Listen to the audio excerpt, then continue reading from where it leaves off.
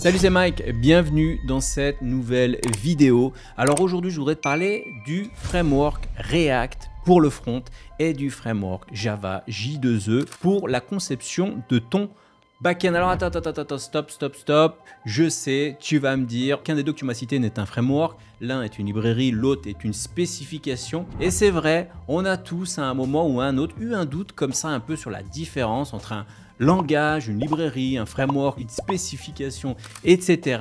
Eh bien, c'est vrai que ça fait pas mal d'années que je développe avec des frameworks, Spring, Hibernate, JSF, Next, Express, etc. Eh bien, dans cette vidéo, tu vas découvrir ce que c'est réellement un framework, pourquoi c'est important de choisir un bon framework en fonction de tes besoins et quelles sont les erreurs à éviter. Et enfin, pour les débutants, tu vas comprendre pourquoi utiliser un framework, ça te simplifie la vie et te fait gagner en efficacité. Et puis pour les développeurs un peu plus avancés, eh bien, tu vas découvrir comment affiner ton choix de framework pour des projets spécifiques et maximiser un petit peu ta productivité. Alors le plan, il est simple. Framework, c'est quoi la différence avec une librairie?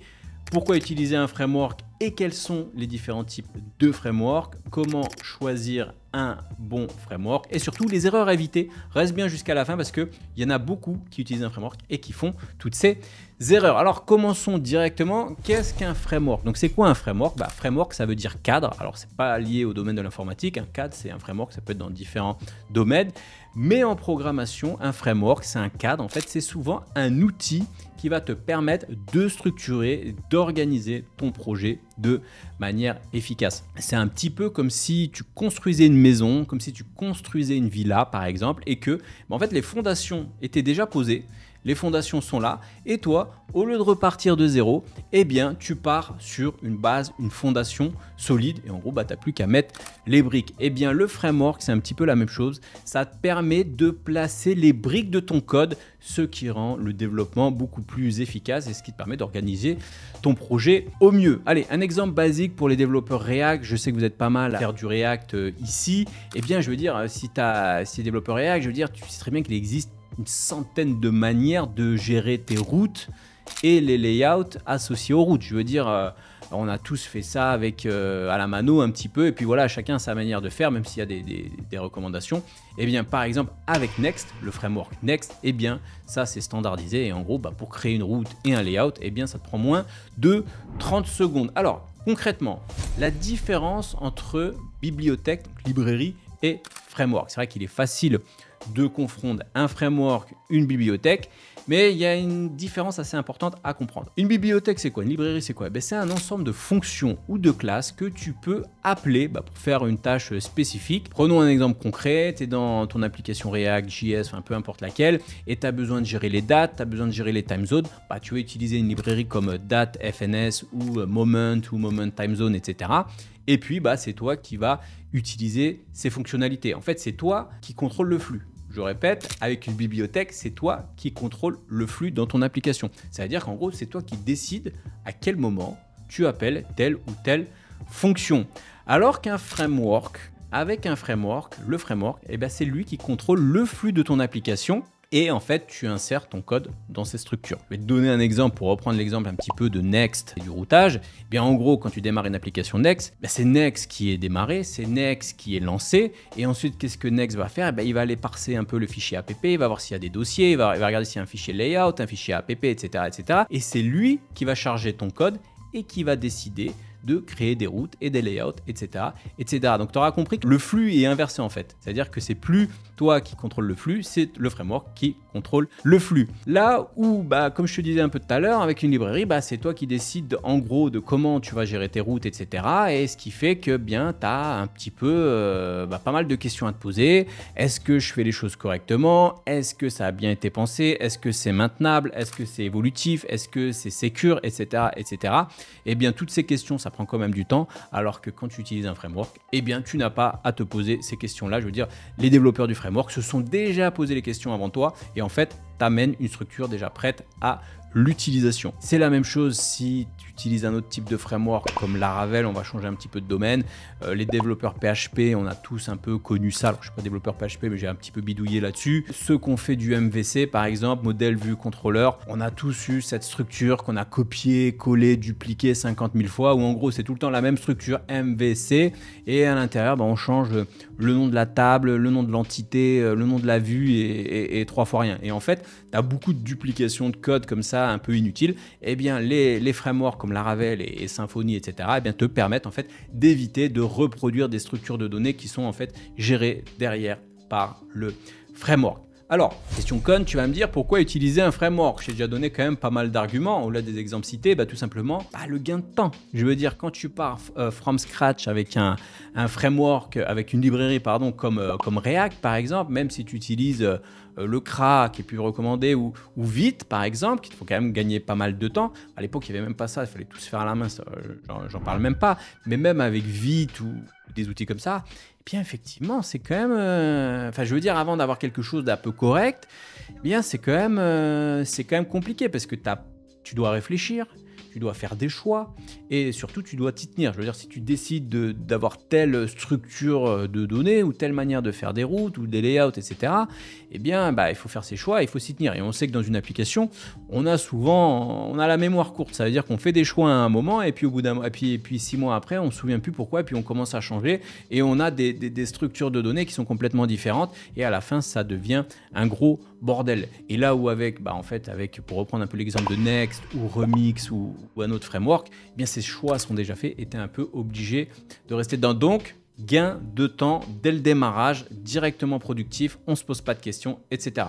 Deuxième raison, c'est la standardisation. Je veux dire, on a tous récupéré déjà un projet sur GitHub d'un pote ou d'un ami ou d'une autre team dans la boîte et on s'est tous dit waouh, je comprends plus rien, comment ils ont organisé tout ça, je comprends pas comment c'est fait, alors que c'est du React ou du Vue ou peu importe, c'est la même techno, c'est les mêmes langages, mais on n'y comprend rien. Pourquoi? Parce qu'en fait, c'est pas standardisé, alors que là où en fait, si tu utilises un framework, généralement, c'est plutôt standardisé jusqu'à une certaine limite, je le conçois, mais tu as quand même des grands basiques. Je veux dire, encore pour reprendre l'exemple de Next, tu as le dossier app, les dossiers des routes, etc., les layouts, les pages, les middleware, tu t'y retrouves relativement facilement. L'autre raison en fait de prendre un framework, c'est tout simplement le support et la communauté. Si tu prends un framework assez répandu, généralement tu as une bonne communauté, tu arrives à t'y retrouver, tout le monde fait la même chose. Je donne un exemple, pour reprendre encore cet exemple qui est un peu bateau sur le routage.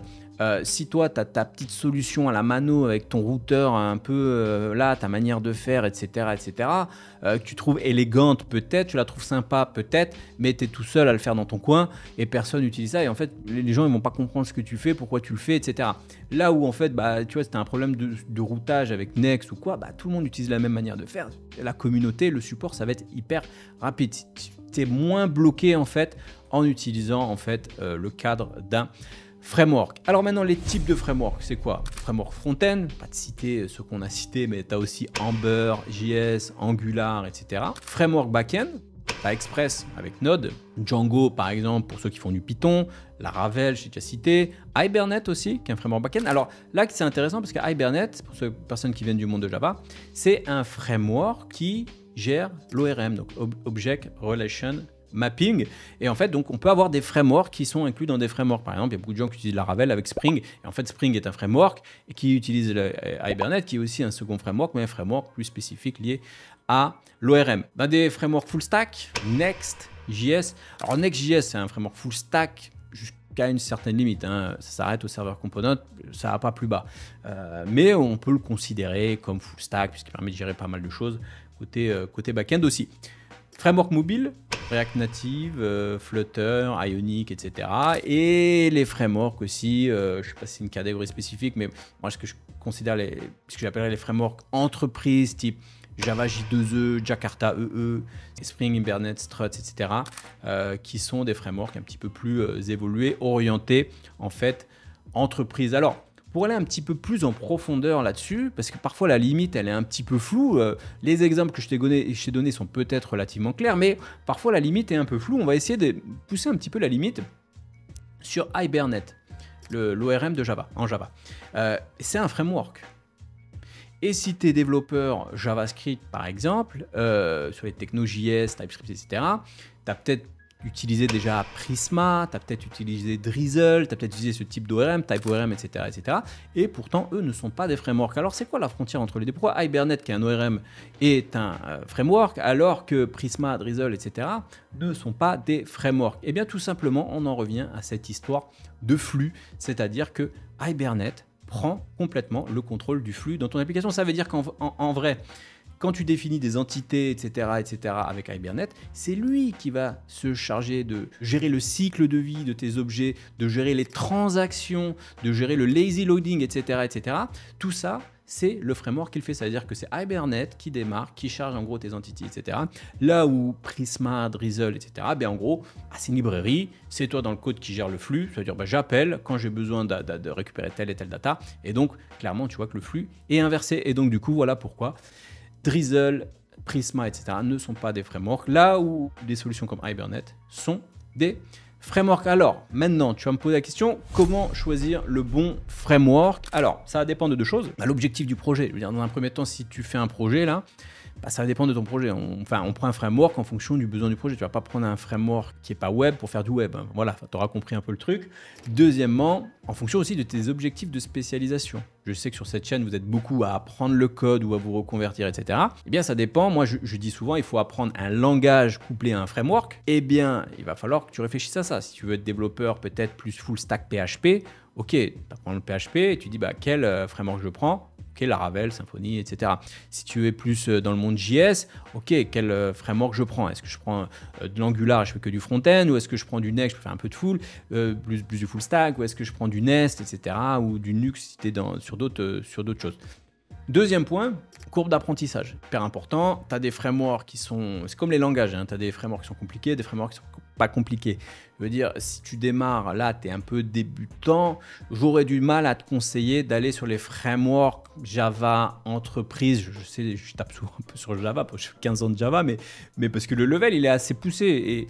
Et en fait, quand tu rentres dans ce monde-là, déjà, il y en a qui comprennent du mal à la différence entre le JDK et le JRE, pour te dire. Alors là, quand tu dois comprendre, en gros, les frameworks entreprises, comprendre les spécifications J2E, JPA, JTA, Jakarta Persistence et toutes les implémentations possibles des différents frameworks, ça fait mal à la tête. Là où, si, voilà, il y a des frameworks qui sont en vrai beaucoup plus accessibles. Les frameworks PHP sont relativement accessibles. Les frameworks JS, je veux dire, même Next, ça peut faire peur à certains. Next, c'est relativement accessible. Même tout ce qui est serveur action, serveur component, tous ces trucs-là, c'est hyper simplifié. Donc Next, Remix, etc., Nest, c'est quand même des choses vers lesquelles je conseillerais plutôt d'aller. Autre point pour choisir un framework, bien évidemment, popularité et avenir. Alors je sais que nous les développeurs, on aime bien parfois utiliser des nouveaux frameworks qui sortent un peu comme ça. Ouais, ça c'est nouveau, j'ai vu que c'est en train de popper à droite à gauche, j'ai vu sur Twitter ceci, Twitter cela.